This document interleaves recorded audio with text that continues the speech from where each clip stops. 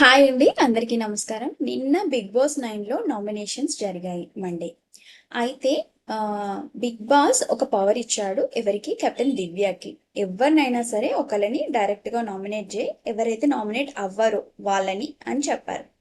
So దివ్య తనూజని direct nomination చేసింది. చెప్పిన reason ఏంటంటే తను ఎక్కువ సపోర్ట్ తీసుకుంటుంది అండ్ తన వల్లనే భరణి గారు ఎలిమినేట్ అయిపోయారు అని తను నమ్ముతుంది. దాన్ని ఇండైరెక్ట్గా చెప్పింది. అప్పుడు తనూజ డిఫెండ్ చేసుకుంది. ఏంటంటే నా వల్ల వెళ్ళలేదు, నేను ఫేర్గానే ఆడుతున్నాను, నాకెవరు సపోర్ట్ లేరు అని చెప్పింది. అంతేకాక దివ్యకి చెప్పింది ఏంటంటే తనుజ, భరణిని నేను నామినేట్ చేశాను కాబట్టి నువ్వు నన్ను నామినేట్ చేసావని తనుజ దివ్యతో అంది.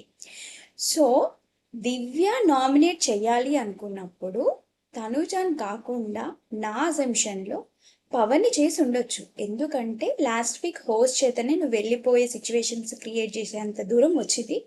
అండ్ నాగార్జున గారు కూడా అది తప్పు అని చాలామంది అది కరెక్ట్ కాదు అని చెప్పారు.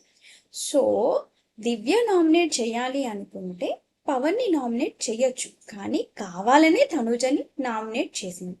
అదొకటే కాదు, తనూజని అందరూ టార్గెట్ చేశారు, అందరూ సపోర్ట్ చేశారు అనేది ఎంతవరకు కరెక్టో నాకు తెలీదు. కానీ నామినేషన్స్లో మాత్రం తనని ఖచ్చితంగా టార్గెట్ చేస్తున్నారు, పాయింట్అవుట్ చేస్తున్నారు, పించ్ చేస్తున్నారు. నాకైతే అది అన్ఫేర్ అని అనిపించింది. మీకేం అనిపించిందో నాకు కామెంట్స్ చేసి చెప్పండి.